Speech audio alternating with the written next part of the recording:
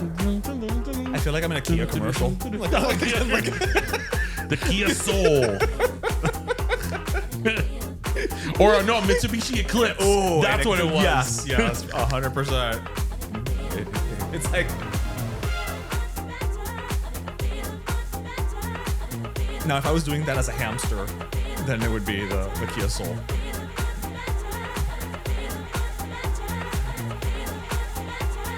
Here we go. Here we go. Tonight, some days just don't feel right. You never feel, and I can feel much better in the night. Ooh. Some days just don't feel right. Pass me by. You know what I feel, make it feel much better at night.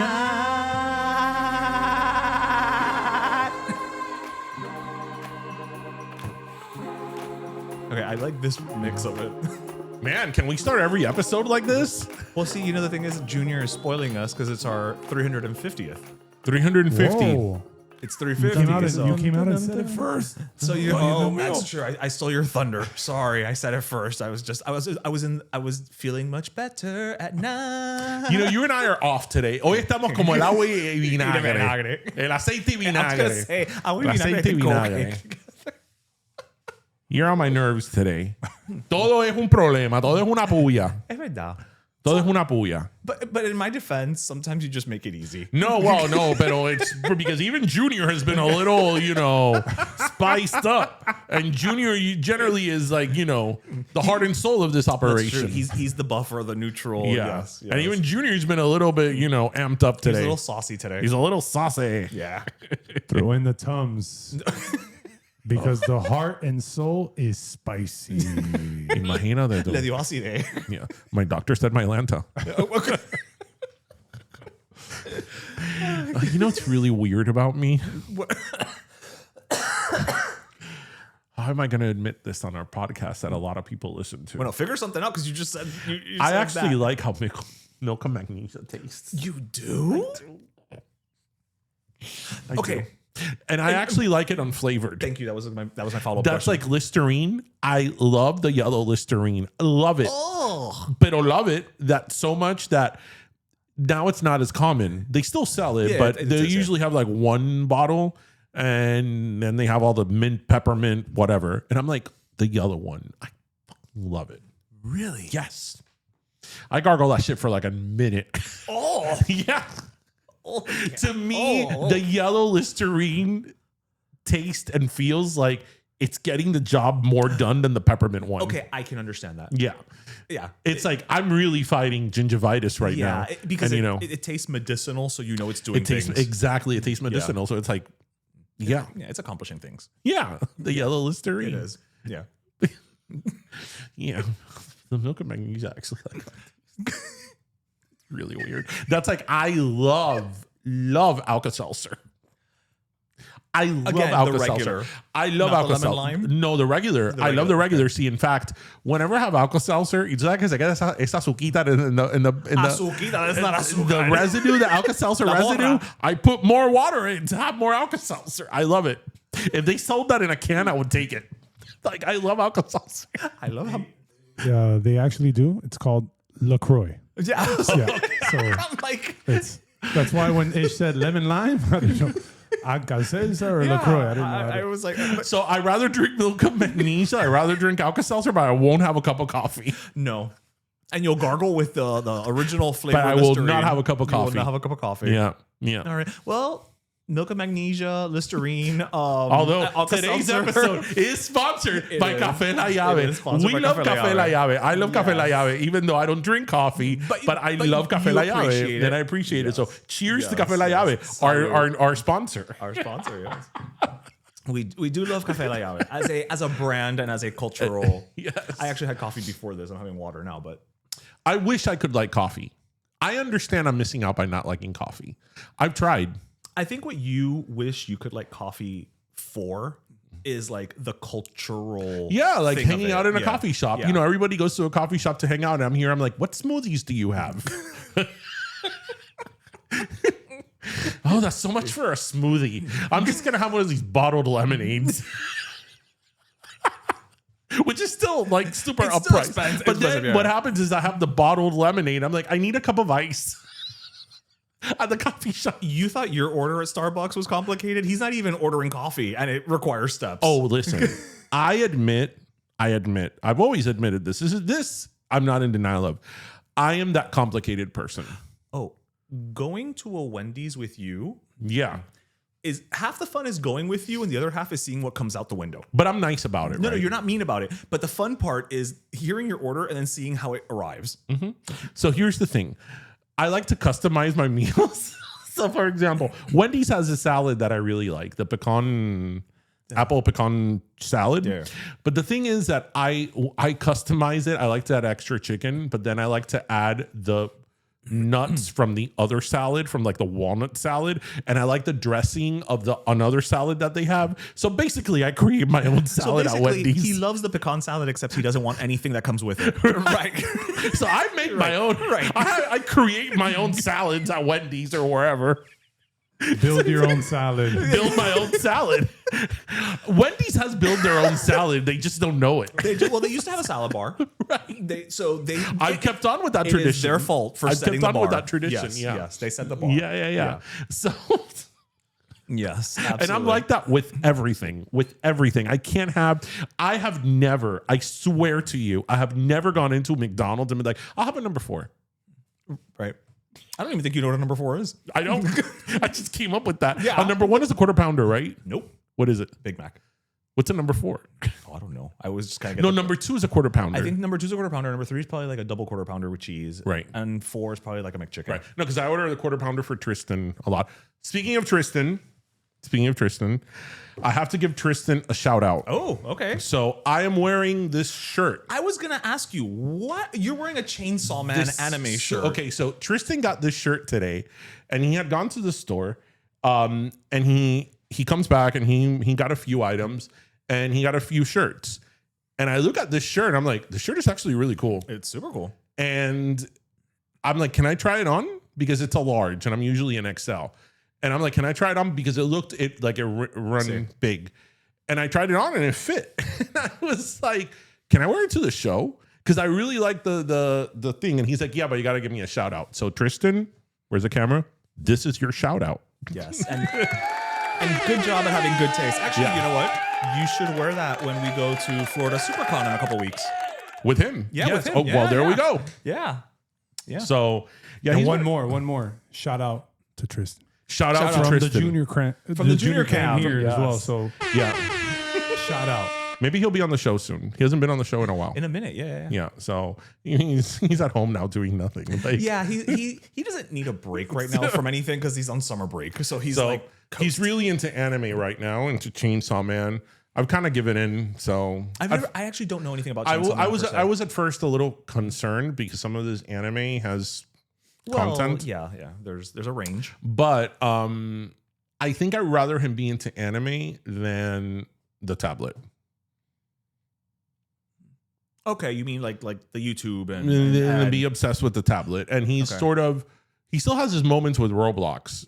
But I mean, but he also plays that with his friends. So yeah, but the thing with Roblox is that Roblox can go down a very rabbit hole. And I mean, all parents that have kids know about Roblox.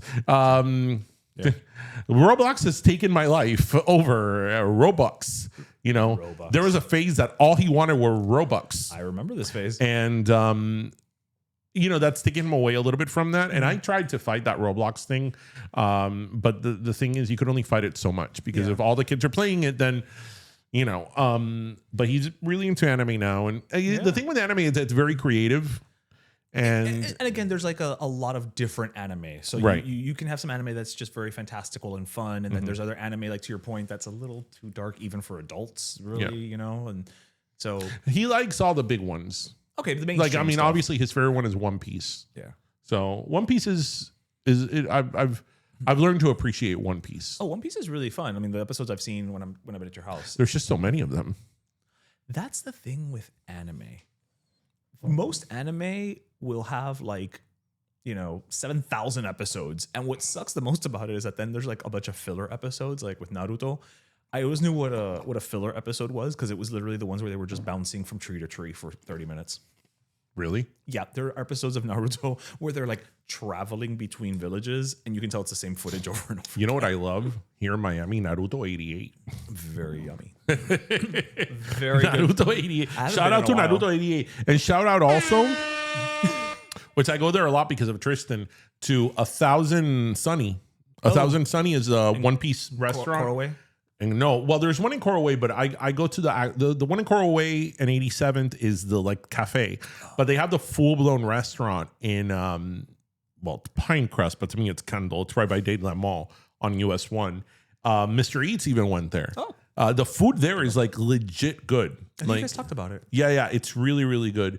And the restaurant is like really well themed inside. Oh, that's cool. Yeah, so shout out to 1000 Sunny too. Yes. Well, I have to say I like that shirt. Number you. one, because I don't know much about Chainsaw Man as a property, but I like it. But I'm going to applaud you for wearing a large because that's your equivalent of me wearing a medium.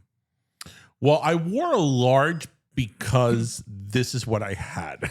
Yes, but you embraced This is what it. I had to work with. But you embraced it. Okay. You embraced it is what I'm saying. So Well, I mean, for a long time, I would sort of joke around, but I really wasn't joking around. That to buy clothes for you as a gift, I could go to the kids section. I used to buy extra larges at Gap Kids Right. at one point.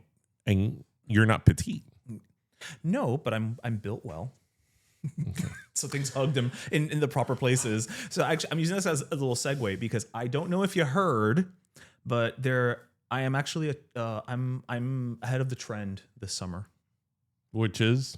So apparently this summer, what is in for men's swimwear is skimpy swimwear, Oh, yeah. which means that Give me a fucking break. I am a trendsetter. You're welcome. Where did you get You're this welcome. stat from? Well, it was on The View. It was in Vanity Fair. It was in Vogue. Like Okay. it's been a bunch of I didn't just So make it talk up. to me about this skimpy.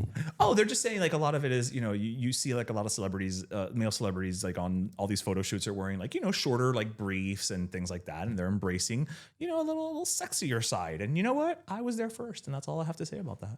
You feel empowered. I feel empowered when I wear those things. But yes, I feel empowered to know I was ahead of the trend.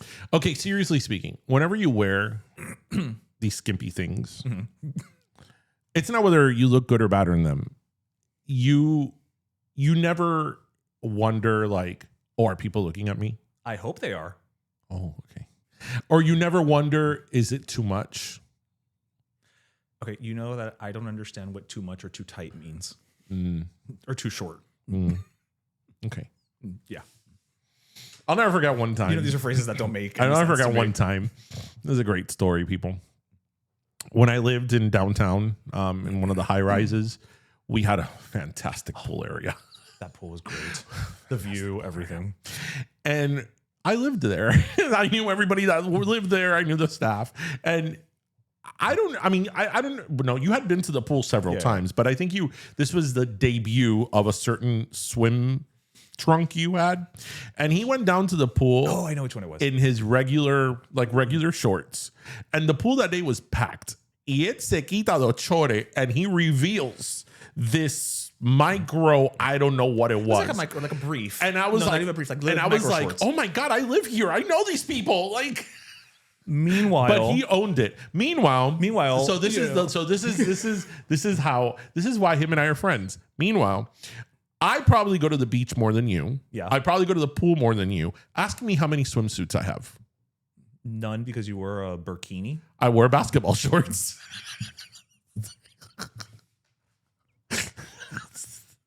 I just wear basketball shorts or gym shorts with my underwear. An entire industry that exists. He Nope. just has no use for it. I have no use to it. Things you will not find in my house. You won't find ketchup.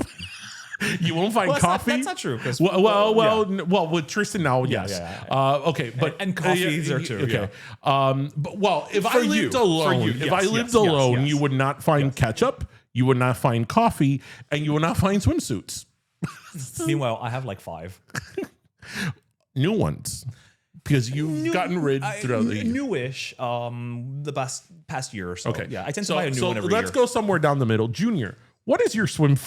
What do you wear to the beach or Swimwear of pool? choice. Yes. I wear swim trunks, Okay. Okay. and I have a couple swim trunks. Okay. And But- they're also nostalgic looking swim trunks. So shout out to Roosevelt's. That's where I wear all my funky shirts from. I would expect nothing less. And the swim trunks are Kelly Kapowski from Saved by the Bell. Are you serious? Yes. And another one Wait, is a red pair of swim trunks with their logo, but in the same logo shape and everything as Baywatch. So the red shorts, Okay, that's fun. the Baywatch. Okay, So, talk to us about the Kelly Kapowski.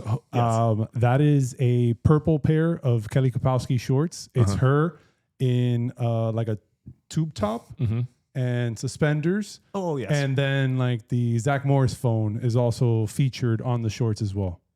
So yeah. Okay, we're having a pool party just so he can wear those Okay. for no other reason. Okay. Just so he And can yeah, show up in those. outside of those, I probably have like maybe 2 other pairs of And we'll take a swim picture. trunks, We'll take a picture. bathing suits. So yeah. You, Junior in the middle, and then me. Like, Yes. this is the spectrum. I will É say. barbecue, é pool party barbecue.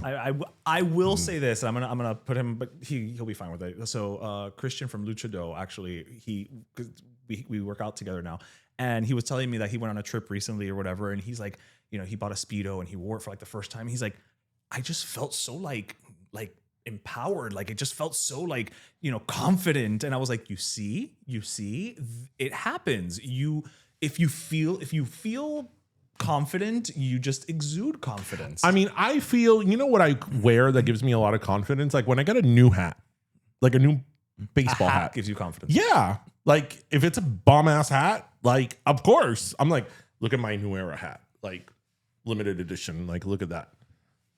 Yeah. Okay. I'm serious. Okay. That's why I have so many hats. I have a lot of hats. That is Hence, I'm wearing a hat today. That is literally, in a nutshell, the epitome of you and I. You feel confident when you cover up. I feel confident when I cover off. Well, actually, the best example is in the gym. When I was in the best shape of my life, that I was in good shape, I went to the gym like covered up to here, like with a turtle, with not a turtle, like a hoodie, because I'm at the gym. I just want to feel cozy. The gym is not for cozy. No, I like to feel cozy when I live. The gym is to look yourself in the mirror and see the results. So you should, you Sure. wear like sleeveless so you can see everything happening. Most bodybuilders and powerlifters wear hoodies. And that's great for them. I'm just saying what I wear for me. Well, I like my hats. They wear sleeveless hoodies. Okay. So No, they wear hoodies. I feel like The Rock has an entire line that's hoodies. Yeah, no, and but they wear sleeves, hoodies. so. They wear hoodies. Most powerlifters wear hoodies. I know. I was and very into DJ, it. I'm on your side because I go in garbage bags to the gym. So Yeah. I go as covered up as possible. Yeah. So I'm on your side Garbage with bags? this. 100%. I go super. No, I like to wear my tank tops and my shorts. No, I don't want to get into this conversation further because you might be offended. I don't do offended. Because it's different when you power lift. It's different. That's fine. I'm not there to power lift. Right. You don't power lift. Right. I'm not if there you to power power lift. lifted, then maybe you would cover up a little bit. Well, who are we kidding? No, I wouldn't. Why? Like, I don't live by some arbitrary rules that someone decided is what you Right, should but do if you're doing there's something. a reason why you cover up when you power lift. Okay. But it's fine. We don't need to get into No, that. but why is it? I actually genuinely don't know. I don't know why. Well, why a do lot they- of it why- is why do they a lot cover of it up? is for sweat retention. Okay. No, Right. that makes sense. Right. Okay. No, there is a reason. Just like there's certain things you do when you power lift, because when you're lifting at such a high volume of weight, Right. like it's not the same as when you go work out the same. Because I used to work out the same. Oh, I'm doing whatever. When I got into powerlifting, you just do things very differently. Like for example, when you squat, you don't wear shoes. Oh yeah, no, that I've seen. Yeah, exactly. Right. Yeah. You don't wear shoes. There's a is reason. that? Just 'cause it's because better for your it's better grip. It's better for your feet because you have an enormous amount of weight on you. And wanna the be thing as- is that when you're wearing, you want to be gripped, Grounded. the grounded, the shoes may be worn out in different ways, so your feet aren't like they're not completely leveled or parallel. There's like a whole other thing. No, but this is why I'm asking because I don't know. There's a whole other. You were into it. There's so a whole I'm other asking thing for a reason. So yes. Anyway, well, I'm glad you could live out your Speedo fantasy. Listen, if If they ain't paying your bills, pay them bitches no mind. Like, Wait, what? unless they're paying your bills, pay them bitches no mind. In other words, I'm going to wear what I want for me because I like how I look and I feel confident. And if other people have a problem with it, that's their problem. Well, I don't. Okay. No. I don't think it's. Don't be so defiant. This is not what we're doing here, right? No. I don't think it's a matter of other people having a problem with it. I just think it's that those are the things that make you feel confident. Oh yeah, 100%. And those are not the things that make me feel confident. Other things make me feel confident. That's why this works. Giving a good speech makes me good. Public speaking makes me feel confident. It should. You're very good at it, actually. Yeah. Public speaking makes me feel very confident. Not everybody can do it. Do you know that I surprise myself not how good I am into public speaking is how much I enjoy it. And not only that, but it just surprises me how there are so many people that struggle with public speaking. Crazy. And I'm like, really? Because to me, speaking in front of a crowd of 1,000 people is less intimidating than speaking in front of a crowd of 10. Yeah, it's what's the Seinfeld joke where he used to say it's like, in a recent survey, the number one fear is public speaking and number 2 is death. So that means that more people would rather be in the box than giving the eulogy. No. Like, give me a podium. Hell yeah. Give me a podium. Well, hence this. No, that's why the other day when we were doing Lucy Lopez Day, which shout out to Lucy Lopez Day, shout out to everybody that came, shout out to obviously our family Cultura. It was amazing. Everybody came together to honor Lucy. So shout out to that. But that's why I was like, is there a podium? Do we have a podium? I need a podium. I need a podium. Like you. I feel like that was your only, my rider. That was your rider. Yes, thank you. I forgot the word. I'm like, you're right. The podium. Do we have the podium? Have you told them about the podium? Is the podium there? Are we getting the podium? Where's the podium?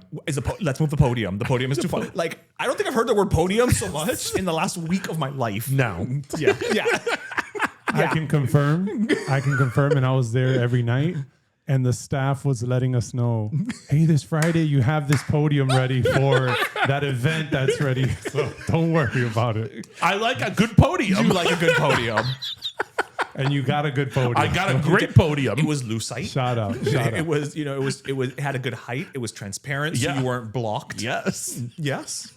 Yes, it was a good podium. It was a great podium. It was a great podium. Thank you, City of Doral, for the podium. For the podium. For a great podium. Yes. It wasn't wobbly. No, at all.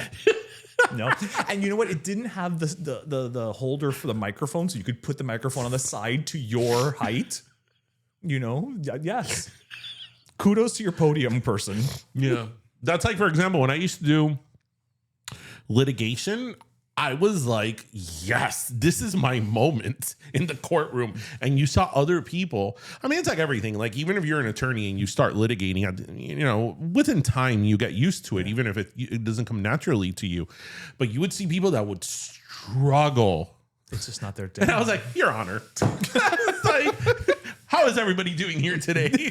It was like, and now my monologue. Just, But that's something that's very natural. Because I remember, like, again, heavy in my litigation days, when my opponent would be talking about something and just going on and on and on, I'd be like, how am I going to counter this? Like, literally, I'd be on my feet in the courtroom in front of the judge when my opponent was like going at my argument, and I'm like, oh my God, how am I going to counter this?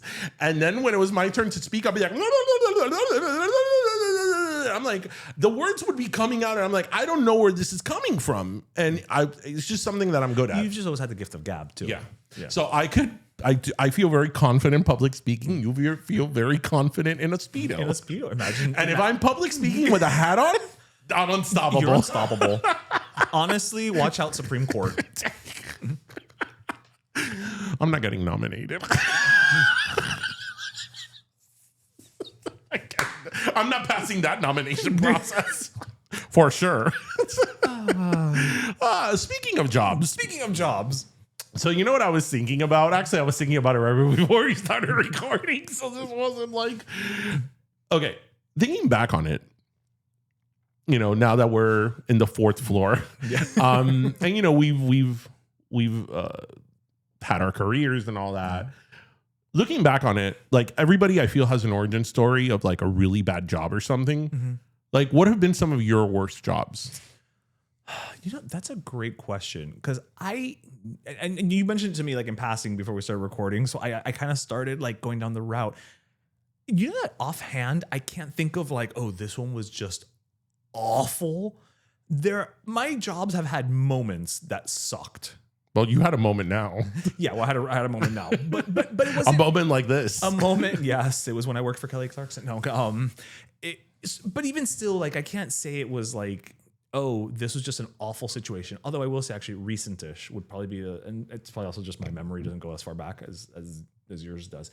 You know, I worked at an agency for like about 2 months because when it was you know, a well-respected agency. It was for media, with Latin American media, which I had left behind years ago.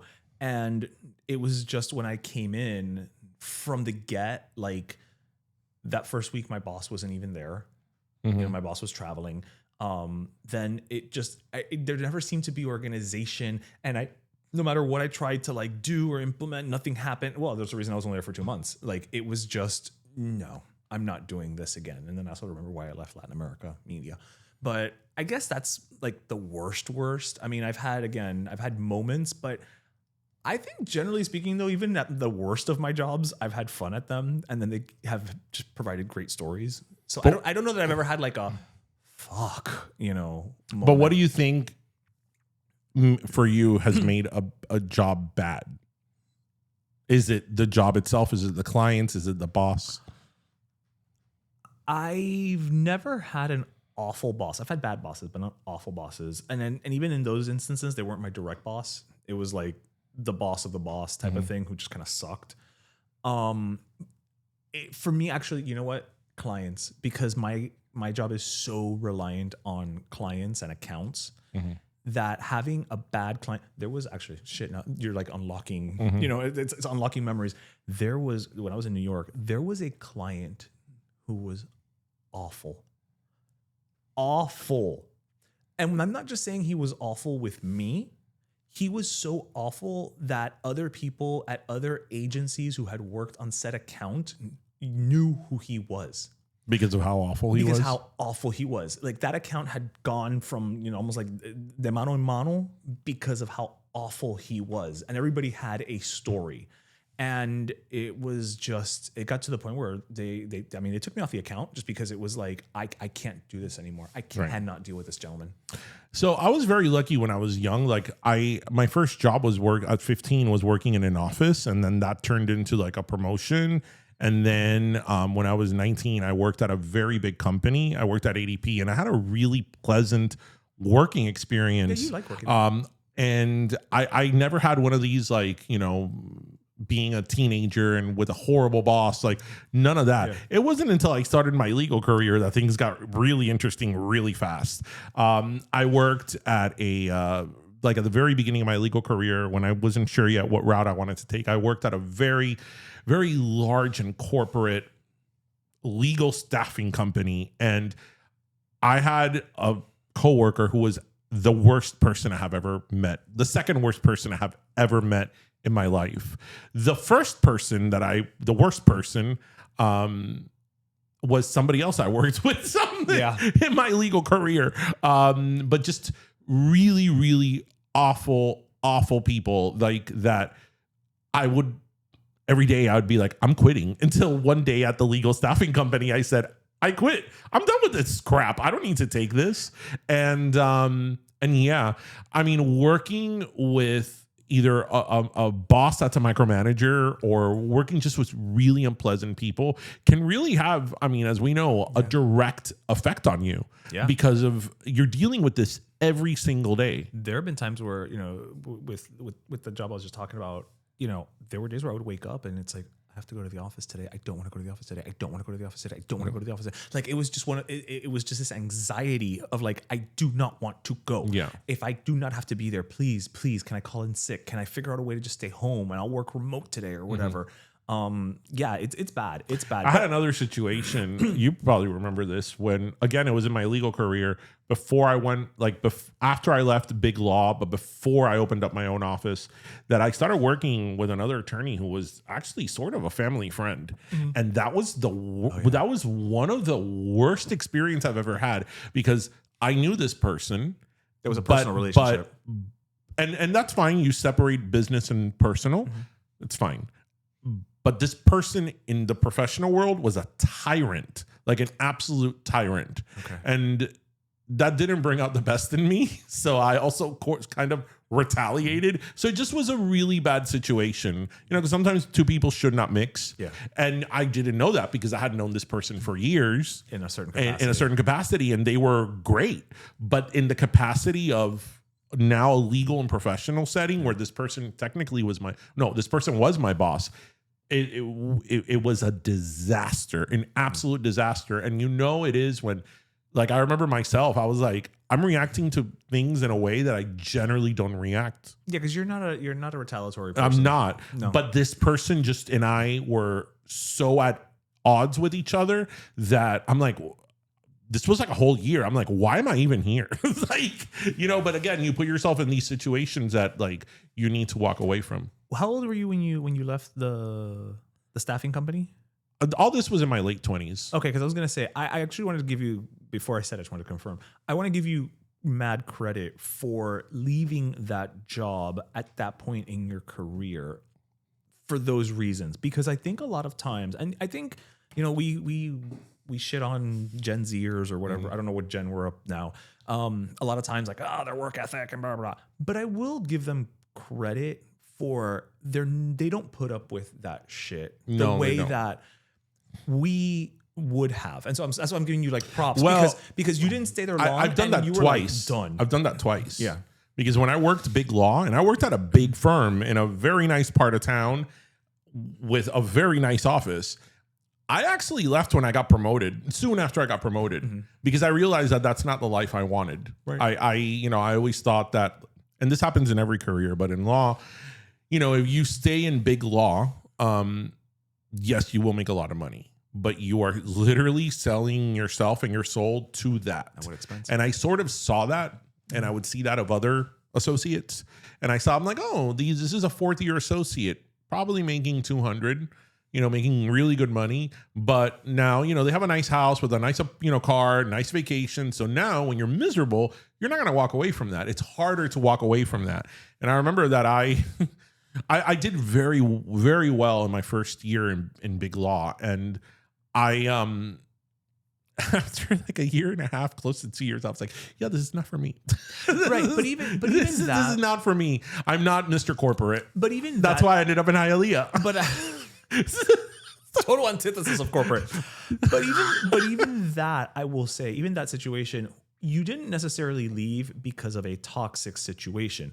You left because you realized what you wanted and what you didn't want. What I meant more was in that first situation, because you were fresh out of law school and most people would have been like, fuck, I'm just going to stick it out. Yeah. This is what it is. And you, after like a month, were like, peace, bitches. I also was like, throwing up every day. That had something to do with it. But there are people who lose sleep for a year, who throw up every day for months and don't leave because they kind of assume this is how it is. Well, because I also think that, especially if you start a job that's a career-driven job, right? This was my career. I had gone to law school. This is what I thought I should be doing. I should be working in a corporate environment. I should be working in big law. And then you realize this is not for me. It could be for other people, but this is not for me. This is not the route I want to take, because I will be very miserable. I will be one of those people that I see in the office just like so unhappy.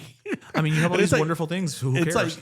Listen, to me, one of the sort of just moments of clarity was when I was working big law, that I remember I had a friend of mine actually from law school was getting married in Pittsburgh, and I was very much looking forward to this wedding. Right. I had never been to Pittsburgh. I was one of the groomsmen, and I'm like, oh, I'm going to fly to Pittsburgh like on a Wednesday so I could, you know, be there Wednesday, Thursday, and Friday, and then the wedding was on Saturday and be back to the office on Monday. So I literally just was going to take 3 days off from it was nothing from the office. I had asked for these days. They were approved. I had asked them for months before, and literally the Monday before the Wednesday that I was leaving, one of the partners is like, "Oh, you're taking the week off? Like the week off?" I'm like, "No, I'm only taking 3 days off. I had never really taken time off."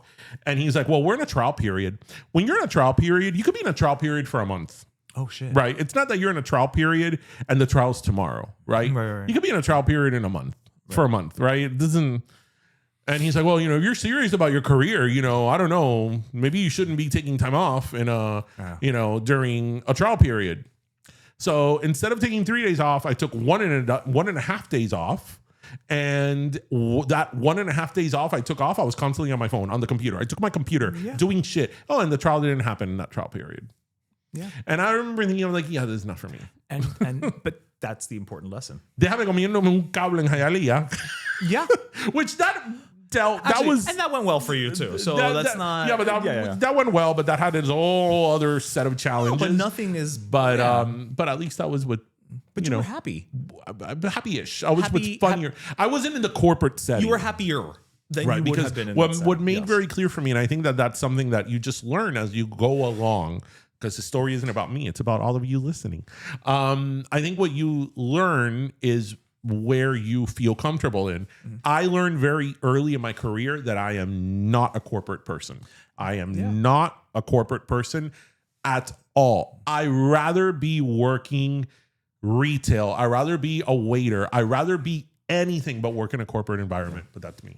No, but I think, again, I'm going to give props to this new generation coming up. I hate wearing a suit every day. I hate it. Like, it's against my DNA. I'm going to have to wear a suit every day. I have to go to Macy's and buy ties. And I remember I'd buy like 7 or 8 ties. And I'm like, why am I spending money on something that I hate?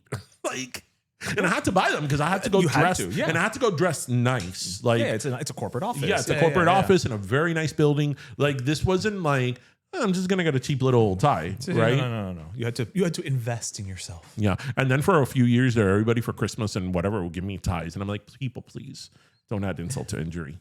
So there you go, Pero Primos. This year for Christmas, that's all sent ties to the Cultura Media House. Junior, what's been your worst job?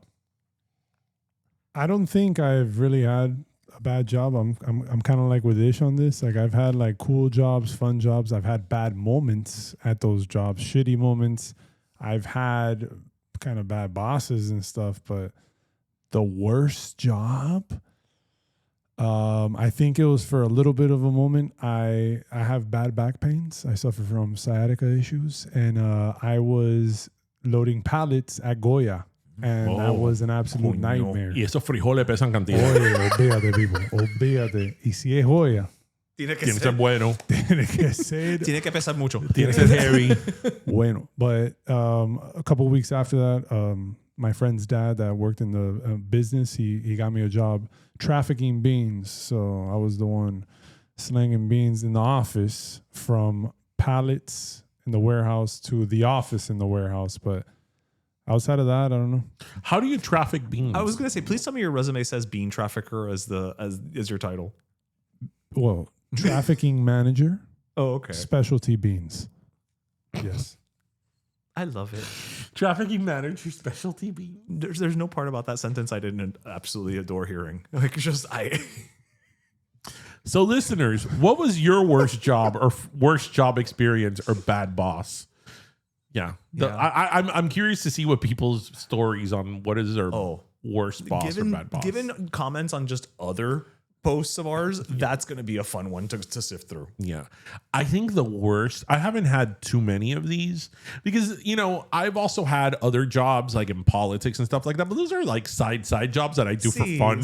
So it's not that I don't take them seriously. I take them very seriously, but I'm like, whatever. But it's not your career. I'm like, this is not my career. This is not my money maker. I'm just doing this for fun. So yeah.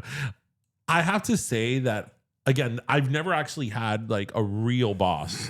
Even when I was younger, that was a micromanager. But I have to think that's probably one of the worst, dealing with a micromanager. Because micromanagement sucks. Nothing gets done. Nothing gets done. And nothing ever gets done. Like, because you're constantly just like, can I move forward? Wait, let me check first. It's like, well, no, this takes fucking a year. Yeah. It's just no. And I think the corporate the corporate speak or corporate BS is just so much. I mean, it always reminds me. You mean you don't like to circle back to talk about the synergy? No, but it always reminds me of one of the greatest movies ever, Office Space. the scene with Jennifer Aniston when she's like, "Do you want me to wear more flair?" Well, you're wearing, what is it? You're wearing 6 pieces of flair, and the minimum is 7 or something. Was it like, so do you want No, she more? was wearing the minimum. The minimum, right? Well, you're wearing the minimum. So do you want to wear more? Well, I just think I'd like for you to think about. It's like, just fucking tell me what you want. That movie is so prescient. That movie is so like just saw the future. Michael Bolton.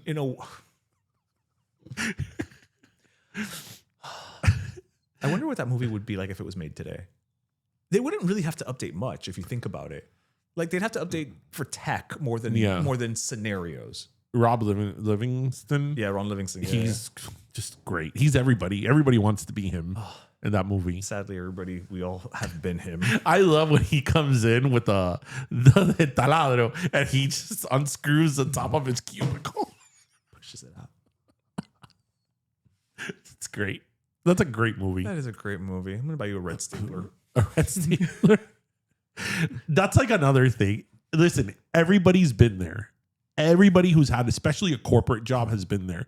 When it's somebody's birthday and you have to go to the lounge and be like, "Happy birthday to you." It's like, God, everybody's been there. It's like, I don't like this person. Why am I singing happy birthday to them?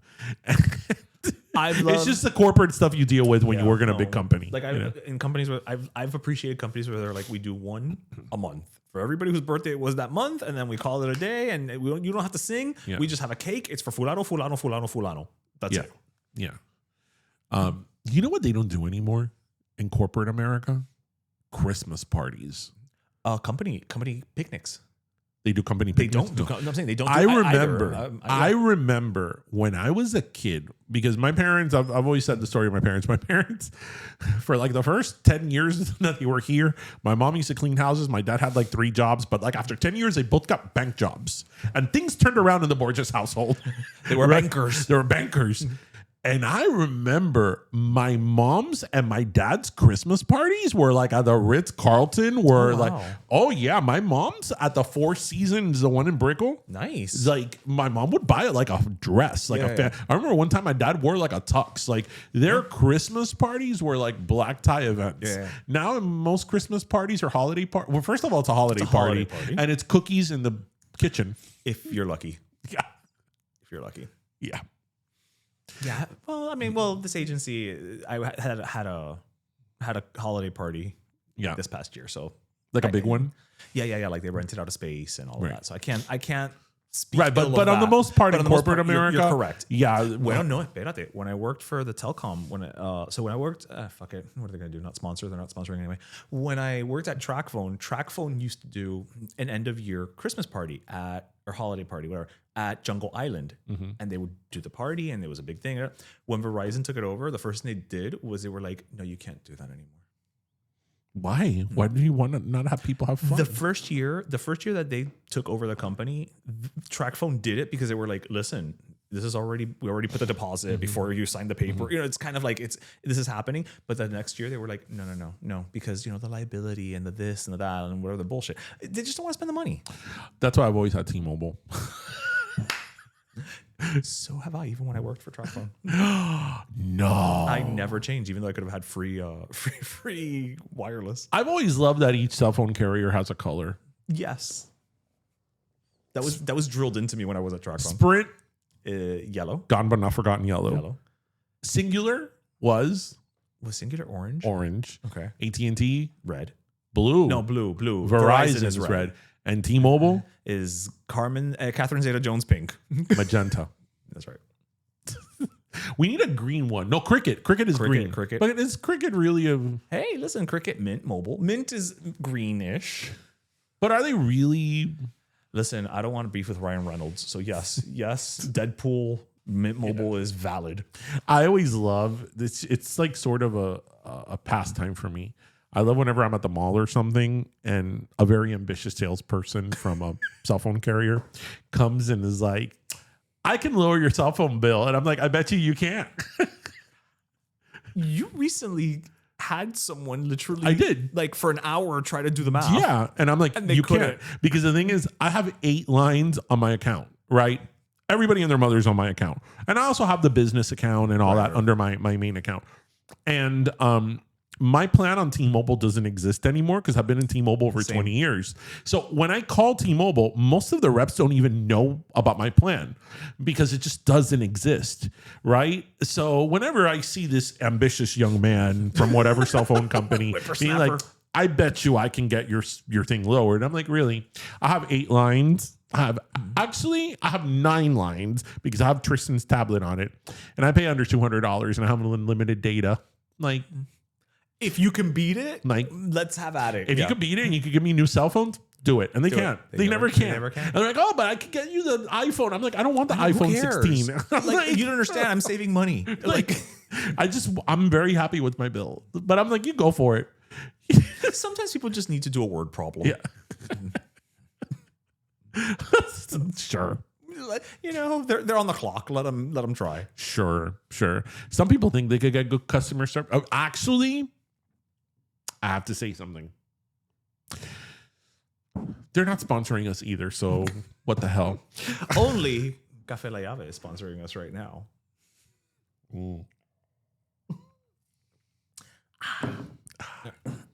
Because that's what you do when you drink Café Llave. We're not getting Comcast sponsorship, so... Oh, yeah. No. So we all know Comcast and their customer service is dubious at best, right? We're going to go with challenging. Challenging. Yes. We've all been there. We've had the box that doesn't work. I'm getting no channels. Se me cayó el cable. Nada sirve. There will be a representative between the hours of 8 a.m. till next year. Yes. Yep. Then you call and somebody from whoever part of the world gets the phone. And all it's that. Customer service roulette. So my dad has always told me, when you call and you ask for Spanish, it's better. Yep.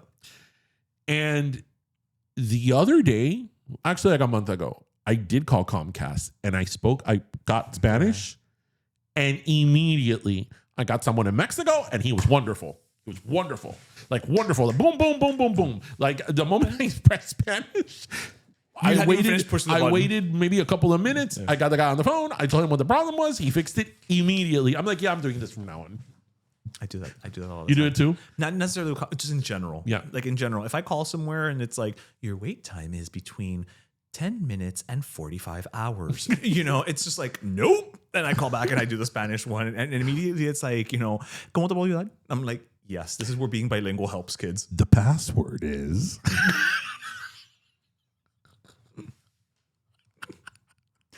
chainsaw. Do you know what I love playing? Oh my God, I love playing the $100,000 pyramid. I love it. Is it still only $100,000? Well, it's up to $100,000. Wait, what was it with Dick Clark? Oh, it's been like 10,000, 50,000. Okay, that's why. It's up to 100,000. Okay. Because I always think like there's so many people that I know that just would not get any of these right. That's so true. Yeah. You know what though? Okay. But I'm that person who likes to think I would do good, but then I think I would tank if I was actually on it. Kill it. I think that in that moment I would freeze and I would have like that Cindy Brady moment where she just looks and sees the red light and is just like, huh? I would kill it, and I think I would be good on both. On both. Oh, yes. Okay. Yeah, I'd be good. Wow. I know exactly what you were going to say. Like, I'd be good giving. Giving and receiving? I couldn't think of any other word. Why couldn't I think of any other word? My G-rated brain.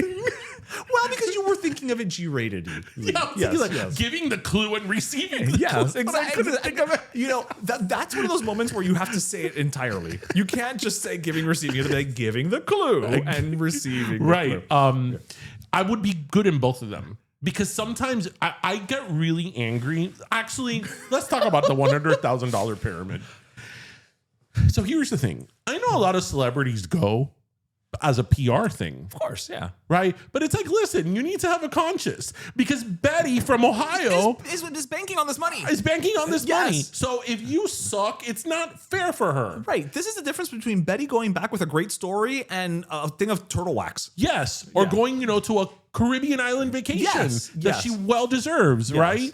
So you have these people that you could tell their agent told them to go on the pyramid, and they hate there, and they're like, the other day I forgot what it was. I think it was like a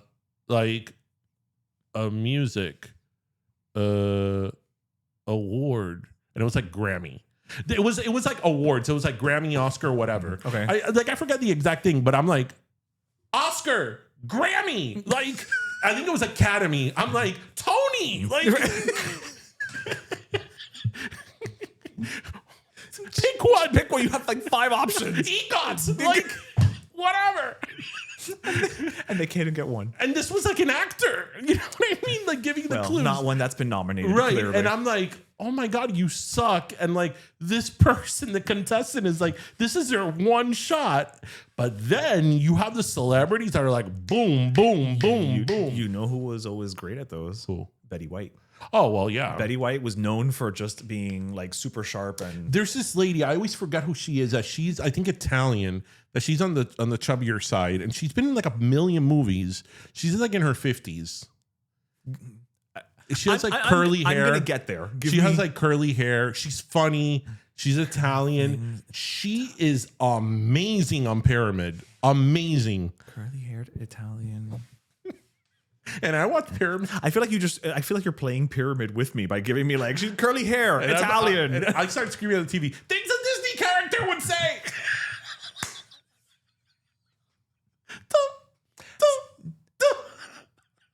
See, I like to think I would be great, but then I'm seeing it right now. Like I would freeze. Yeah. I would freeze.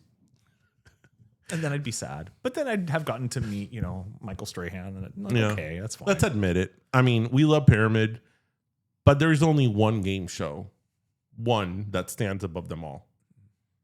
Price is Right? Of course. Okay. And if you're on The Price is Right, what is the game you're going to play? Oh, I want to play Plinko. Of course you want to play Plinko. Or the yodel thing. I want to. Yeah. What is that one called? I don't know. The No, yodeling the guy. yodeling guy. Do you remember the one you had to write the really big check? No. Yeah. It was like a huge check. Like a check. And you had to write out the price. Y era con una pluma with like a... Oh, I don't remember this at with all. a quill. You remember that one, Junior? The one of the check? Yeah.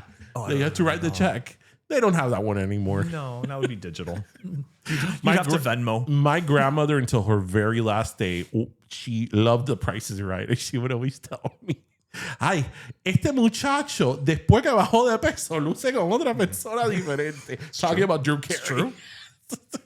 It's true. He looks like in his military days. That's a great show. I remember when I didn't speak English, I would be like, a shoki shoki, which was the Shoki Showdown. I would love for you to wind up and go, Drew, I want to go to the Shoki Shoki. Yeah. And just, live, like have it full circle moment there. Yeah. Yeah. And I remember being a kid and being like, why are people bidding $1? That's not $1. That pisses me off, though. That does piss me off when everybody's like, giving real genuine bids, and then that one jerk is just like $1. I understand the strategy. I get the strategy, but it's like, come on. You know how you're empowered by your Speedo? You're if empowered I'm by on the dollar? If I am on The Price is Right, and I see all these son of a bitches, I'm, like overestimated everything, I'll be like, $1. $1. And I will feel confident AF. But the problem with that is that it's California prices. It's California prices. It's California which as a prices, Floridian, yeah. I'm like, Yeah, like why is it $13 for a bar of soap? yeah. Why is Kool-Aid so expensive? Yeah. Yeah. Like it made no sense. I remember being a kid and being like, why does everybody on The Price is Right go to Aspen? Where is Aspen? Did send everyone to Aspen. And they would give them Winnebagos. I'm like, Yeah. what is that?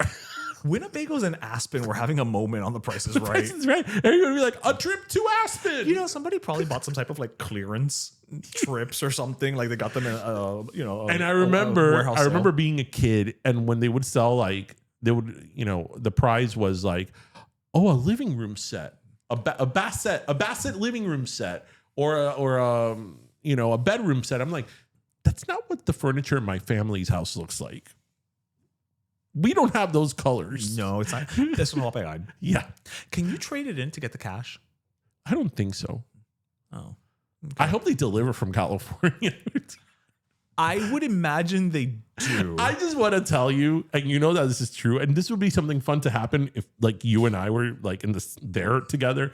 If they were to call my name and the price is right, I would lose my shit. Like you would run down and then run back up and then run back down. I'll be like, you know how you have your moments? Yes, that will be that's my your moment. To be on the price. Junior, how can we figure out how to like? Let's make this a cultura thing, like because you know how a lot of people they go to the price right with like the sweaters from the university. We could have a sweepstakes, right? Well, we get know. DJ to the prices right. Right, no, but we could go as cultura my name media, tag, DJ. right? Because people go in groups, and we can go as cultura media, and then Yeah, but you know what's gonna happen if we go in a group? If somebody else from Cultura gets called, I'm gonna freaking like cut them. I'm gonna trample them over, and I'll steal their name tag. I'm like, I'm going on. Okay, we're gonna have to reevaluate how this happens. My thought was, I'm picturing you like being asked the question, like how much, and you turning back to us, and all of us being like $45, Oh, yeah, $100, and then you just don't know what to do, and then you're just like, I'll have the fruit salad, like just because you'll be so overwhelmed. Yeah. So I know someone that was on The Price is Right. You do. Well, we know someone too. Well, Yeah. So we need to gather that intel and find we out know. exactly how. The person I know though, he lives in LA. Yeah, same. So yeah, that's why. Yeah. Actually, the person that we know, TJ, he won the car. What? He won the Showcase Showdown. Yeah, He won. He won the Showcase Showdown. He won the car, a trampoline, And a trip to Aspen. and and so I forget what the other thing was, but I remember the car and the trampoline. I'm like, those don't go together. Yeah. The Price is Right, man. We gotta Question. Who's the bigger ass though? Because you guys were saying the $1. Who's the bigger ass? $1 or $1.01 person? Or the person that goes 20,000 and one That person, penny? that person sucks. Okay. That person All right. sucks. Yeah. Okay. They should be disqualified on the spot. Okay, Yeah. so and we're back. Okay. Yes, good. yes. No. We can all agree. All right. Yes, like fuck you. All I right. know the $1 is Yeah, that. I that's did a the Hail hard Mary. work. That's a Hail Mary. Yeah, but no. But me- that other thing is a hate crime. Like that's no. Prosecute to the fullest extent. No. The Price is Right, man. It brings up so much passion in us. Because we grew up on The Price is Right. That's true. And it's good to see that still on the air. Yeah. And people are still spaying their dogs. Yeah. Oh, yeah. I mean, can you imagine when I used to watch that as a kid who didn't speak English? I'm like, ¿qué dice él? Que el perro. I spoke English and I didn't know what that meant. So That's where I found out. actually, that's why I know it's spay and neuter. To believe that my grandmother watched that for 40 plus years and she had no idea what he was saying at the end. She didn't have to. It was about numbers. It's true. I knew that we had to spay and neuter our pets, and I knew that we had to go to college because it was that guy. Yes. Yo, what are you doing? Get off that couch. You got to go to college. Oh my God, There was yes. that Everest College Yeah. commercials. Yeah. Yes. Wow. Oh, wow. You just unlocked the memory. Yeah. I would 100%. Wow. 11 a.m. CBS 4 down here in Miami, and those were the commercials. Yes. Bro, That he was like in a parking lot at night, looking right into the camera. I forgot that existed. Do you remember the College Connection girl? That she was like a waitress? Yeah. Is that the one that she would then list all of the degrees you could Yes, get? yes. Okay. Yes. Do you know? And ITT Tech was the Do you other know, one. speaking of daytime TV, okay, a lot of people have, like, from the Fresh Prince of Bel-Air, Okay. a lot of people have their favorite moments, right? There's a lot that show gave us. Do you know what is my As Junior wears his what is Bel Air shirt. my favorite moment of the Fresh Prince of Bel-Air? My favorite. Is it the one they go to Oprah? When they go on the Oprah Winfrey show and Carlton starts dancing to the theme song. And like Hillary, They're like fighting. They're fighting in the back. And then the parents are like, stop it. Stop it. And he's like, I lose my shit. Like, I watch it on YouTube all the time. I disagree. That you know what? As many iconic moments as that show has had, that is top 2, if not 1. I don't feel that's one of the most iconic moments of that show, but it's my favorite. But it's one of. I mean, it's up there. There's been a lot. It's definitely top 10. There's been like, why don't you love me, man? He doesn't love me. Oh, that scene kills me. Oh. And then with Ashley, mind your business. That's all. Just mind your business. But that's, you know, when they ask the age-old question, Oh, Lord. right? Aunt Viv number 1 or Aunt Viv number 2? My answer is, why is this even a question? Okay, I agree with you, but then I feel bad answering it because it's not Aunt Viv number 2's fault. Nothing against her, no disrespect to her. You know, but how is this even a question? No. Again, that's why I'm like, we all know the answer, but I feel bad saying it out loud because you know what? It's not Daphne Maxwell Reed's fault. No. You know, nor was it Janet Hubert's fault that she was, let go. So I feel bad. You know what, Darren? We should not be pitting black women against each other. No. But the thing is, and again, I mean, she did what she could with as Aunt Viv. Right. It's just that the first one was a force to be reckoned with. She was. It was almost as if Claire Huxtable fulfilled her promise. Is what the first Aunt Viv was. Yes. Right? It was like Claire Huxtable, and she's like, and now to 11. Now Aunt Viv. Yes. I mean, that scene where she dances, that's great. Again, that is one of my favorite moments. That is one of my favorite moments. Because it's like people are always saying like, oh, which one's better? I'm like, this isn't even a question. And no disrespect to the second Aunt Viv, but like the first one was such a powerhouse that like, how are we even asking this question? I think they also wrote her chilled out a little bit more. Yeah, they like toned it down. I think because they were like, it's not the same actress, so it's just a different model. And I just feel like she didn't have much to do either. You know, second Aunt Viv. Do you remember that's the scene when they watch Trevor die? Oh my god, that is such a great scene. And Hillary's just sitting there, just like, what's going on? What's happening? You know what I loved about wedding dress? You know what I loved looking back on it about Hillary and the writers. I love that the writers never, because they could have done this, never gave her more depth than what she needed. There was never that episode of Hillary. There was never another layer. Right. No, it's like, this is Hillary Banks. Yeah. And this is what we're running with. We don't need anything more. We don't need anything less. Like, yeah. Like you could tell she had a good heart because she wasn't cold, but you weren't going to get a Hillary learns a lesson episode. No, we didn't need it. No. That's what Carlton was there for. We didn't need it. Hillary was not about to learn a lesson. No. I mean, I don't know if that was on purpose or that they never did anything with her.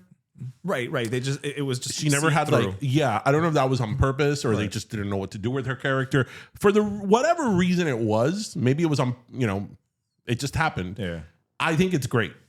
Some characters you don't need depth for. Why? Like what are you doing? Like, they don't need that special episode. Yeah, that they learn a lesson or they teach someone a lesson. Like no, we're good.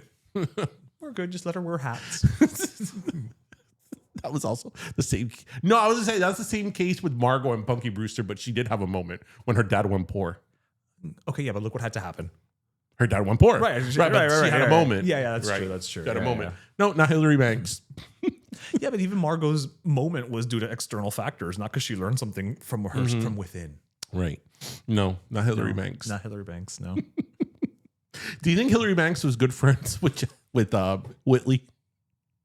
No, because Whitley evolved. Yeah. As if you watch A Different World, actually I was watching a lot of A Different World recently, and she evolved. Like she became as she became the main character of the show, you had to evolve her from just a spoiled little rich girl, because if not, it doesn't do anything. But I think they might have been friends, but then they grew apart. Yeah. A Different World, and we'll move on from this. I loved A Different World, and that was one of my favorite shows when I was like in middle school or elementary school. What people don't talk about enough was, especially in the later years of A Different World, was the fact that Dwayne's mom was Patti LaBelle and Whitley's mom was the great Diane Carroll. the late and great. the fact that they hated each other was great. Have you seen the scene with the Thanksgiving turkey, with the Thanksgiving meal? Yes. It's great. Actually, one of the episodes I was watching was when they had first gotten engaged, that they start fighting with the flowers or whatever. And you know what's the best part about that Thanksgiving episode? Is that on top of everything else, Cuba's in that episode. Cuba Gooding Jr.? No. Cuba, the country. Oh, the country. I was like, where's Cuba going? It's part of that episode because Nestor Carbonell is in that episode as Diane Carroll's boyfriend. And he winds up in like a protest against Haiti or whatever. And he's playing a Cuban, and it literally ends with him like, tú sabes, you know what? Cuba libre, Haiti también, or whatever. And I'm just like, oh, wait, this is like prime. Wait, I get Diane Carroll, Patti LaBelle, and a free Cuba? Like, wait, what? Like, that's a lot. What episode? And Thanksgiving. Like, that's a lot happening right now, That was a great show. I will say that the wedding episode of A Different World is one of the greatest wedding episodes of any sitcom I've ever. So let's move on. That is a great episode. So what else do you have? Well, you know what? I'm gonna kind of stay in that in kind of that realm in a way. So I don't know. I sent you the video. I don't know if you actually watched it. Probably not. Probably not. I don't watch anything people sent me. Well, okay. Well, then there we go. I'm just gonna bring it up anyway. Screw that. Junior. I'm gonna just shift over to Junior. Junior, maybe you've seen it. So I don't know if you guys have heard of Tiny Chef.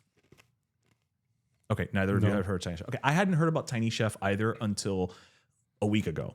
So it's this stop animation show on Nickelodeon, Nick Jr. It's for preschoolers or whatever. And it's he's a little tiny chef, and he's like a vegetarian, and he makes meals and whatever. And apparently celebrities are on it, blah, blah, blah. Well, they canceled his show. And they posted this video on Instagram of the little chef getting a phone call from Nickelodeon and being like, hello, whatever, and finding out that it's canceled. And after he starts like, but we won an Emmy. But what about so and so? And what about so and so? He hangs up the phone. It's so like just emotional. He hangs up the phone and he tries to go back to cooking, and then he just turns around and goes and sits on his bed and starts crying, like weeping. And it is so emotional. But this is animation. This is stop animation, like the stop animation. And fíjate que and now it's like there's a whole crowdfunding thing and leading to try and bring it back as at least like a web series or something. So Nickelodeon canceled it, but the content you're talking about was on his Instagram. Was on his Instagram. Yeah, like the creators put something together, right. And it in I mean, what your average reel is like 90 seconds or so. In like a minute and change, it was what was so moving about it is that he's like he got the bad news, and like so many of us, when we get bad news or something, in that moment, we try to kind of go back to what we were doing before that as if it's normal. And then he didn't, and he broke down. And it was such a like, damn, this little animated guy is being a human being. And it made me start to think about other things too. It made me start to think about how, in recent times we've seen things like, when like on Twitter, when Elmo was like, how's everybody doing?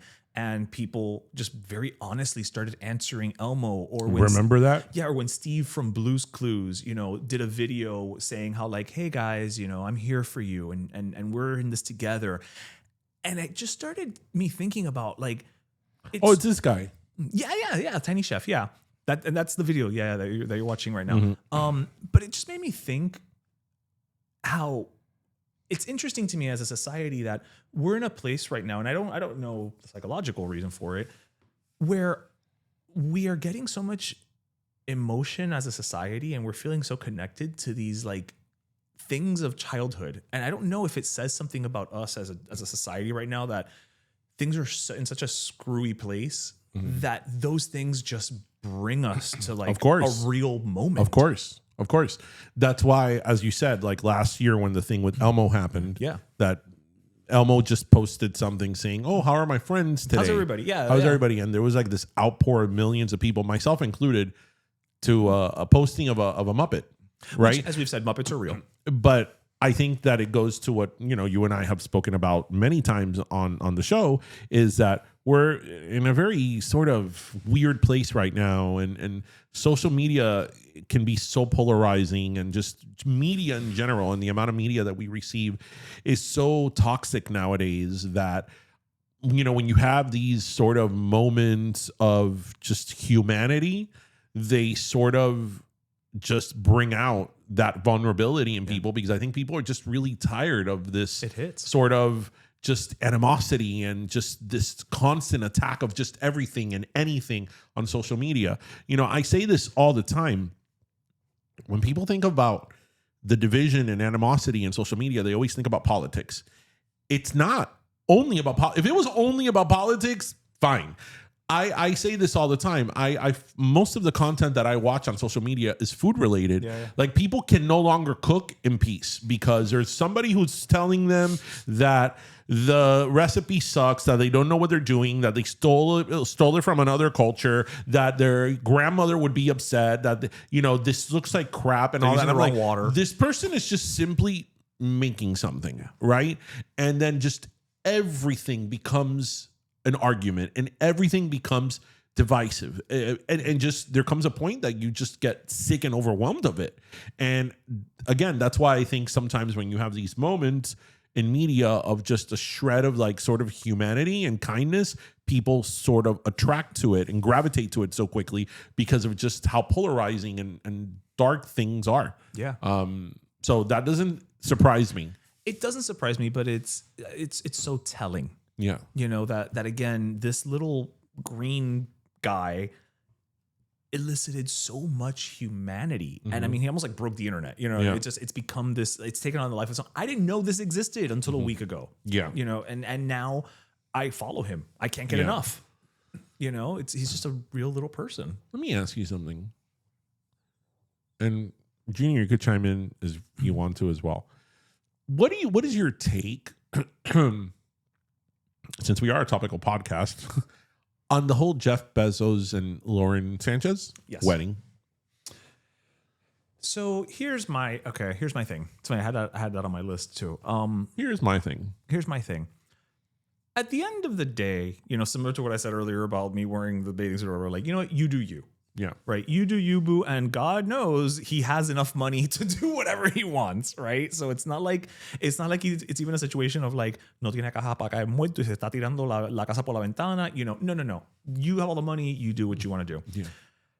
Number one, I'm also, I'm going to say something that's probably a little like, I'm also that person who's just like, you know what, if it's your second wedding, maybe it's not like I don't believe in that pomp and circumstance of a second wedding having the same or bigger as a first wedding, especially when and I'm gonna be a little judgy right now, especially when you were both married at the time that you got together, and it's like let's not pretend that this is but let's not pretend this is Cinderella is what I'm saying. Let's not pretend that doesn't bother me at all. No, aside from that, no, that's what I'm saying. That's a me thing. But aside from that, I was actually having this conversation with Jose where it was like,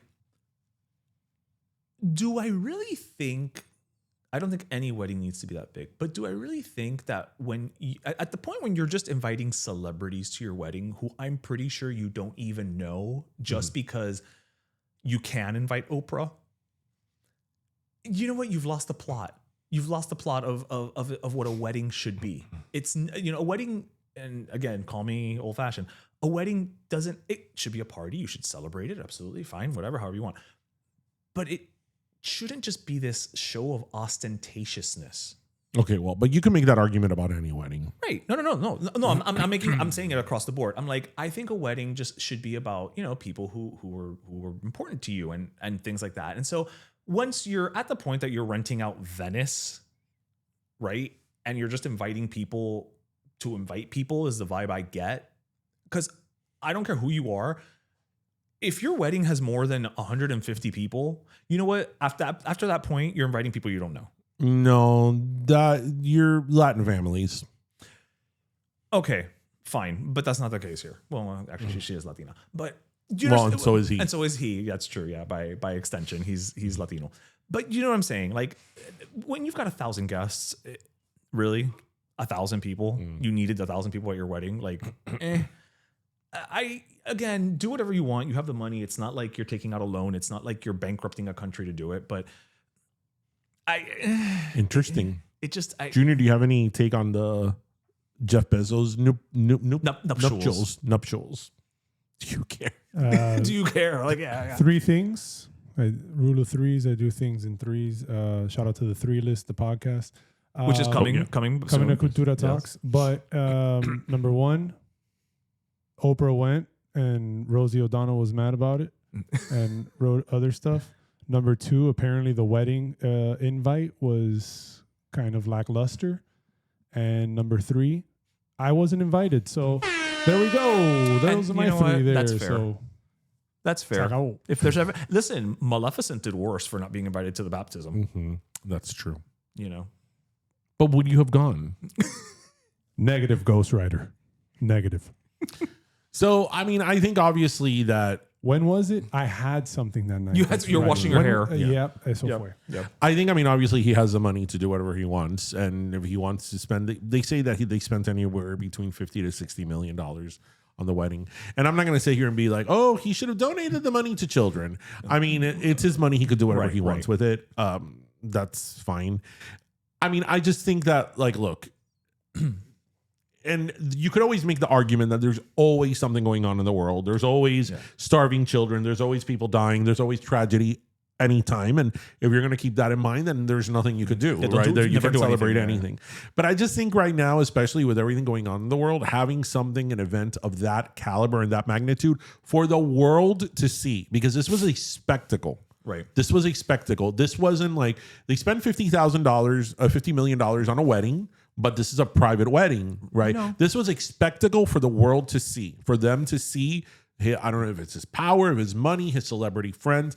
And we have another, again, a display of all this just excess and all the Kardashians and all these people. So then when you as a society start saying things like eat the rich and like, I'm so sick and tired of these rich people, like you can't blame people, or you have to understand people, because it's like, man, we're all struggling to get by and we're constantly bombarded with these images of this just like ultra rich people. And nobody is asking for these images, mind you. Thank you. Nobody's asking for this. Right? And you're just bombarded with these images over and over and over again. I did not look up anything of their wedding, nor did I care to look up, but it was everywhere. Yeah. And then it's like they purposely made this such a spectacle. And it's like, I think it's a little tone deaf.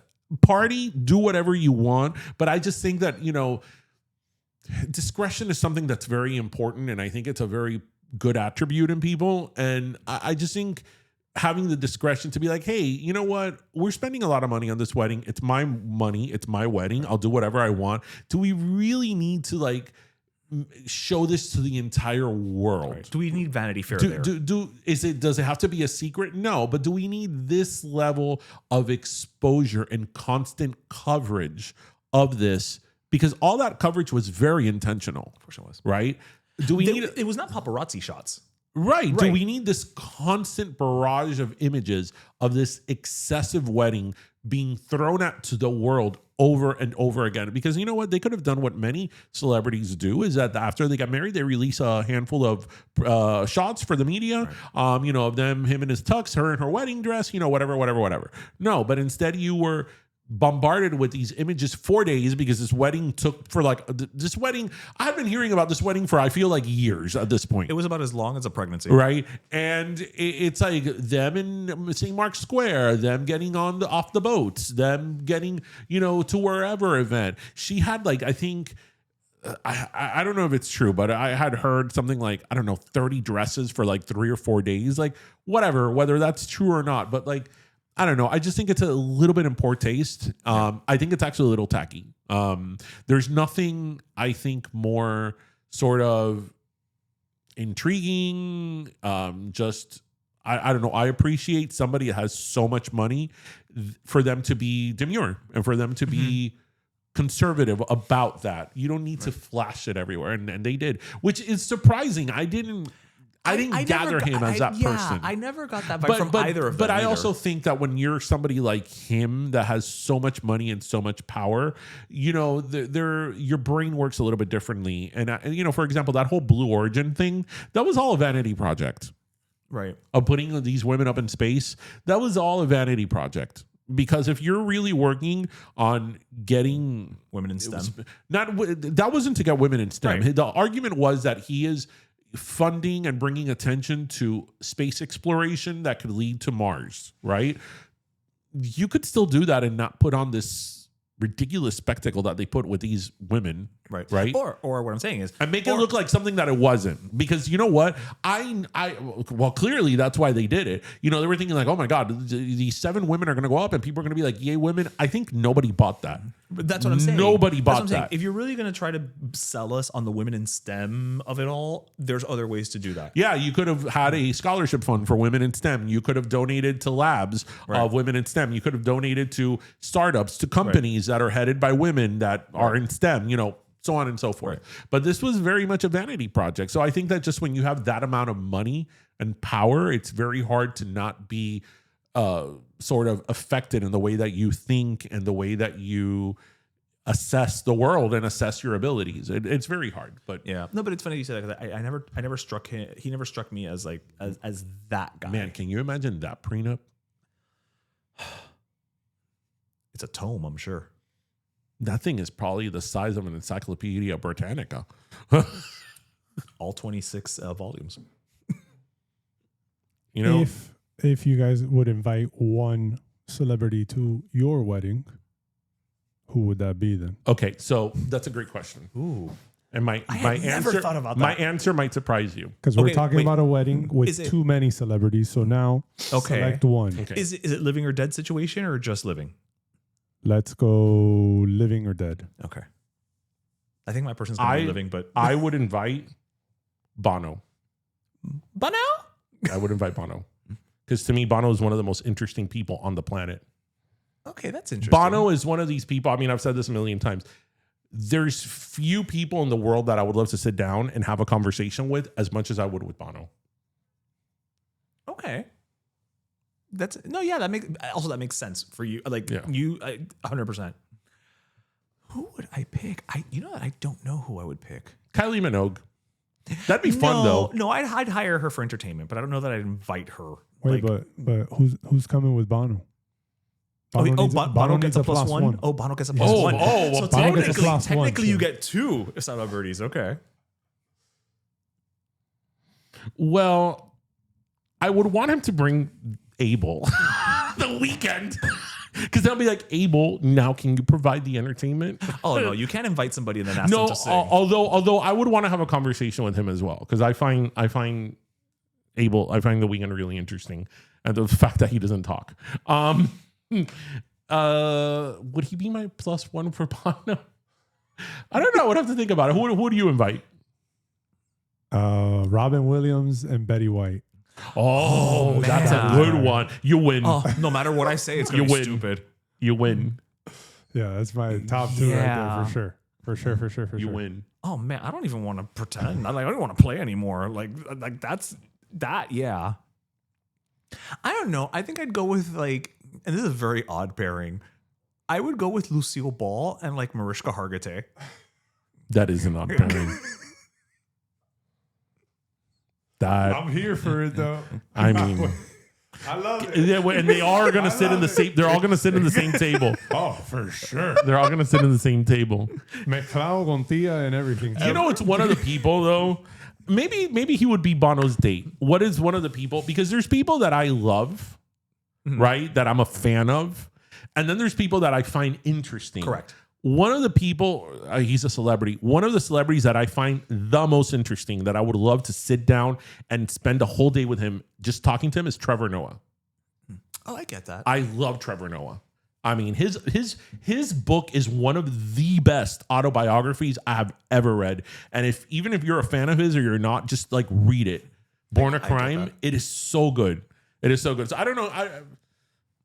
He'd be up there. But, but here's the thing. Is at your wedding, are you really going to sit and have a full conversation with Trevor Noah? Okay, well, let's not get into semantics. We're just answering the question for No, Junior. but that's what I'm saying, because you don't want to invite somebody who you really want to have a conversation with, and you're not going to have a conversation. Yeah, I know. with You them. have to do your first dance. You have to cut the cake. Right. You have to throw the garter. You have to do all this stuff. There's a lot. But we will have a wedding planner, and our friend Stephanie, Events by You, but people on Instagram, Events by You, which she will be taking care of everything, so we could just speak with our guests. Okay.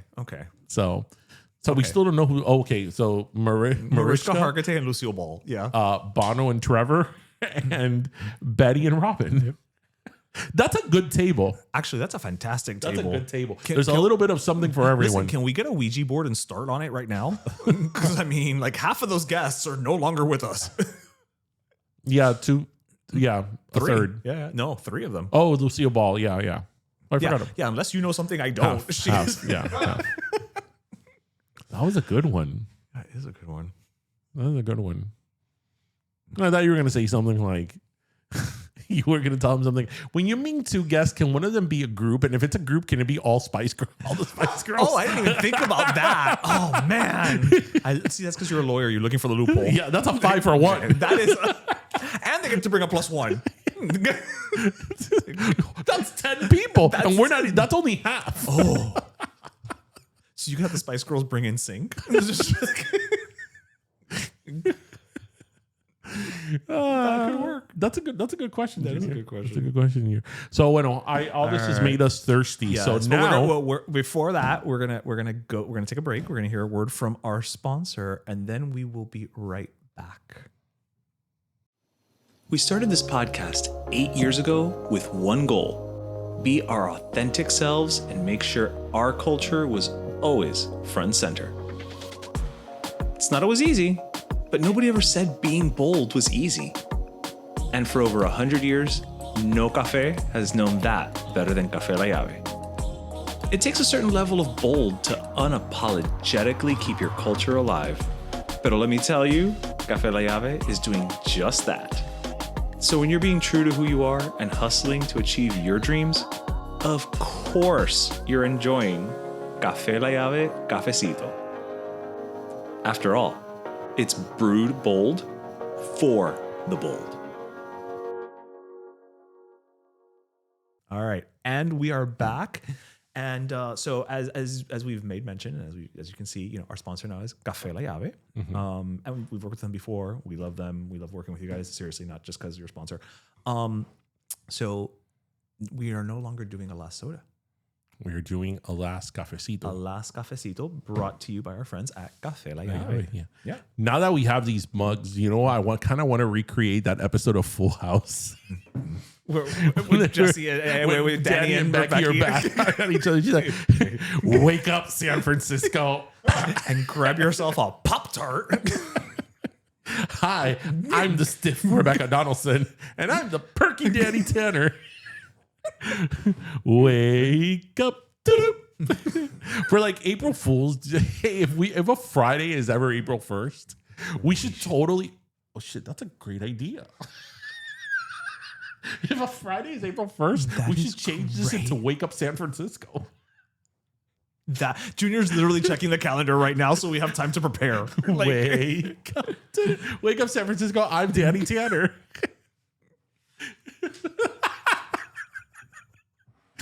And we could use the same theme song. Nobody owns the rights to that.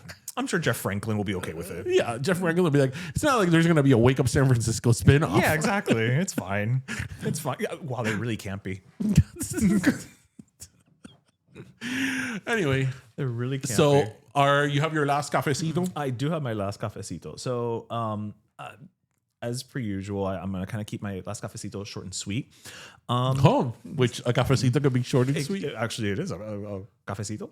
I'm going to give my last soda to, and I'm going to mispronounce his name, to Johan Eliashk. Do you know who that is?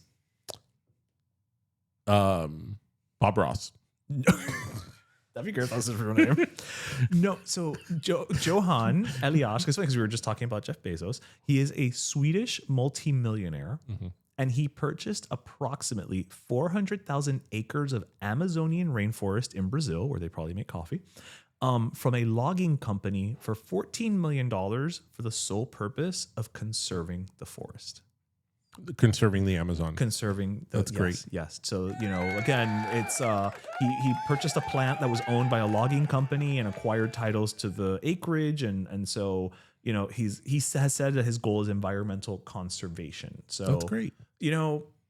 Again, people with money. I'm all for saving the Amazon. I'm just not going anywhere near it. Well, yes, no, we had this conversation. We know that, The only Amazon I'm going to is .com. Yes, I would go to the Amazon. You know, if I was on a boat with JLo. I would go to the Amazon like if it was an Epcot Center. Right. I would go to the Amazon. Because those would be the cuddliest piranhas ever. Yeah. Other than that, the Amazon has made it very clear throughout hundreds of years that it doesn't want. I'm going to say thousands. Right? But let's talk about like more recent, like hundreds of years. Okay. It's made it very clear that it doesn't want intruders. Like, why do we keep going to the Amazon? Like, why? I don't know. Take a hike. That's the problem. People are going there to take a hike. No. They're going there to torture themselves They're going there because to take a hike. it's, again, I mean, it couldn't have been any clearer, That's true. right? You want an adventure, climb a mountain. You want an adventure, go to Aspen. Go to the Price is Right, win the trip, and go to Aspen. Yeah. Go to Antarctica on one of those cruises and take the Drake Passage, and you'll be seasick the entire time. That is the type of adventure I could take. But the Amazon, oh hell no. Like, no. You could have that table of us go that I will not go. I will no. Not even if Bono and Trevor Noah were like, come on. No. Okay. No. Nope. Not doing it. No. Not going to the Amazon.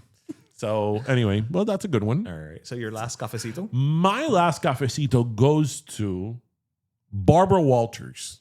Oh. So I want to talk to everybody about this documentary that's out right now on Hulu about Barbara Walters. I've been meaning to watch it. And do you know why I've always known about Barbara Walters since I was a little kid? Always. Since I can remember, I knew about Barbara Walters. Is it because of SNL? Porque entrevistó a Fidel. Fair enough. And then there was like, ella era mujer de Fidel. That was the other, Because that's the only way she could have snagged an interview. But growing up, since I could remember, I was like, because Barbara Walters was always on TV. So when she would come out on TV, my parents, my aunt and uncle, esa es la que entrevistó a Fidel. Right? So that's how I knew who Barbara Walters was. Yeah, she interviewed Fidel Castro. And it's funny because that's one of her most famous interviews. She's one of the only American journalists, right? She is. And she interviewed him twice. But when she interviewed him, I think it was in the 80s, the question that sort of like ruffled him the most was that she asked him about his personal life. And he was very like guarded about it. Yeah.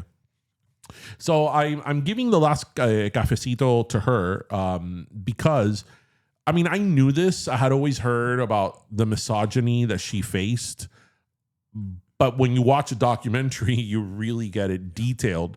And it's just incredible the amount of misogyny she faced.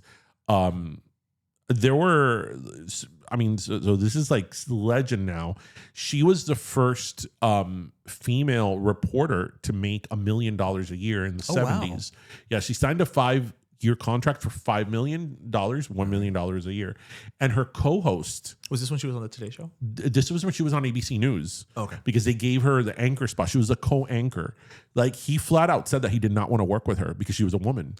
I remember this. It wasn't Hugh Downs. It was, no. I forgot his name. Yes. And the only reason she got promoted to anchor was because he died. Like, he died suddenly. Like, so over my dead body. Like, it was one of those things. If you insist. And she just got a lot of a lot of people did not take her seriously. So she sort of paved her own way in terms of the Barbara Walters specials and all these interviews, because that's what she felt would give her credibility. And she always felt like that was like a man's club, like the anchors. And if you think about it, to a large extent, it still is. Yeah. It still is. And that's why she was like, I'm going to do my own View. Well, literally, she did The View. And then in the 90s, I didn't realize this, Diane Sawyer, like there was a lot of issues with her and Diane Sawyer's because ABC sort of pitted her as her rival. Because she was a younger model. Right, because she was younger, right. She was younger, more beautiful and all that. So, and that was done on purpose, right? And even then, by this time she was in her late 60s, she was an icon in journalism. She was still being sort of tested, right? And it was just a really, really interesting interview and documentary. And one of the things I also sort of appreciated was that it sort of it wasn't one of these documentaries that just glamorized her. It also showed the other side to it. She made a lot of sacrifices for her career at the cost of her relationship with her daughter and her personal life. Like, she didn't have many relationships that worked. A lot of her relationships with men were very transactional.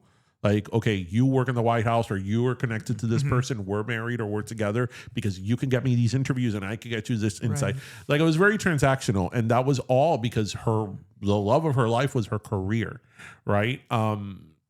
So it was just a really interesting documentary. Yeah.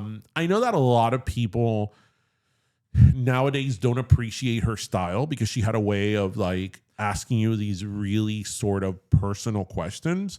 And from the lens of 2025, yes, there's some questions that she has asked that looking at it now, it's like, oh, shit, how did you ask that? But that wasn't the case back then. Yeah, you can't judge her by today's standards. That wasn't the case back then. And at the time, that is what people wanted to hear. It doesn't mean it was right, but that's what people wanted to hear. And at that time, that was more acceptable. Obviously, now we've evolved as a society and there's certain questions that are, not on the table. But se me cae cafecito. But no, it was a great documentary. So it's on Hulu, everyone. Barbara Walters. Fantastic. Yeah, I actually saw her in person once. Oh, yeah? I was actually waiting outside to go see Tony Danza and Honeymoon in Vegas, the musical on Broadway. I mean, what a star-studded night. I mean, if Alyssa Milano would have been there. I know. And Judith Light would have just popped up. That would have been perfect. And I was just waiting outside, and all of a sudden, this town car pulls up, and I see, it opens, and there's a lot of hullabaloo, but it's in that New York way where people are making a fuss without making a fuss, right? And she was so tiny. I just remember her being so tiny. I mean, imagínate, she was an older lady by that point. I just remember her being so small and looking at her. And the first thought I had was, that's Barbara Walters. And she looks so frail.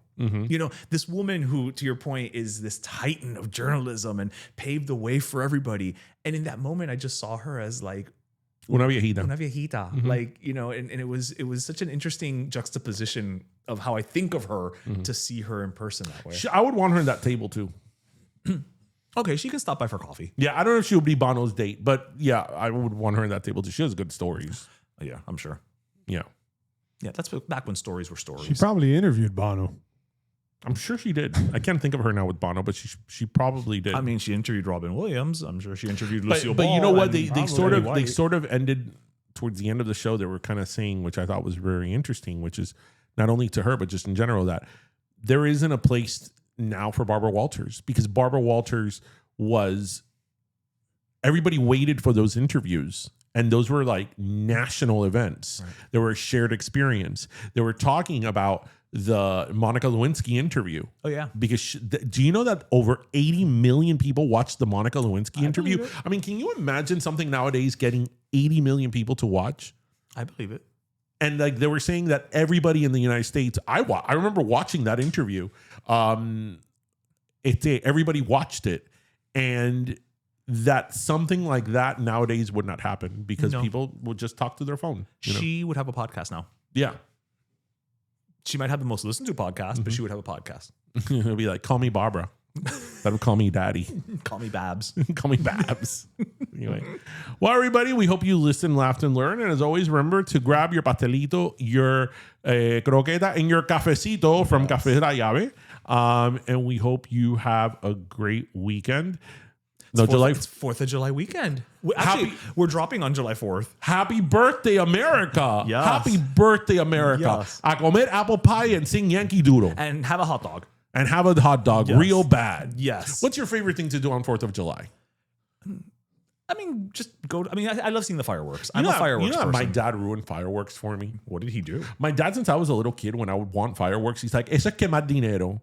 Literally. Now I'm like, it is quemar dinero. But let's go watch other people's fireworks. Oh well, no, yeah. We used to always buy like the packs and do those things. A meterte en la piscina, ir a la playa, Well, la playa is going to be packed, so maybe go on the Quick, 5th. how many years has America turned? Don't know.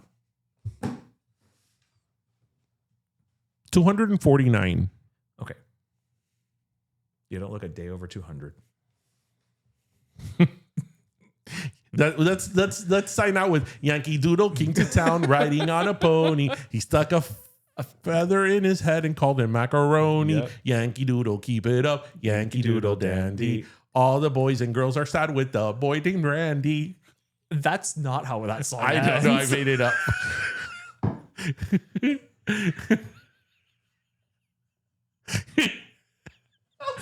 Wait, what?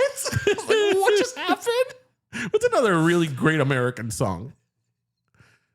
I don't know. When Johnny comes marching home again. What song is that? When Johnny comes marching home again, hurrah, hurrah. When Johnny comes marching home again, hurrah, hurrah. What's the one that they sang in the Golden? Over here, over there. over there. No. You know what's I don't know if it's an American song. Is that Tootie, Susanna? No, that Tootie Rudy song. That the three sisters would sing during war. The Boogie Woogie Bugle Boy? How does it go? Wow. Because for a minute there I was like, by Little Richard? How does that song go? Oh my God. You don't know it either. No, I do. I can't think of the beginning. I can just think of the chorus line. It was the Boogie Woogie Bugle Boy of Company B. A root, a toot, a root to the two. He played the H to the bomb in boogie rhythm. I don't know that part. He can't blow a note if a bass and guitar isn't with him. And the company jump when he played revelry. It's the Boogie Woogie Bugle Boy of Company B. Yes, that was the Andrews sisters. Okay. And then also sang by the Del Rubio triplets, which is who you're thinking of. I was thinking right now of the Pointer Sisters. Also, yes, there's only one of them left. Well, happy birthday, America. Yes. And before you get out, I want to celebrate you guys because we kind of brushed past it in the intro, but this has been episode 350. Yes, that is so true. Shout out to you guys for 350 episodes. That is true. You know what? We never give ourselves applause. We don't. No. We could let's give ourselves apple pies. Okay. Celebrate, pero let me tell you, 350 and America. And a la mode. A la mode. Yes. Yeah. Yes. Con churro. That way we make it more ethnic. With a churro crunch. A churro like crust type of thing. Yes. Over a churro crumble over the a la mode apple pie. Done. Okay. Change approved. What says Cuban American more than that? A side of café rallado cafecito. Happy 4th, everyone, and happy 350 to us. Yeah. Have a great weekend.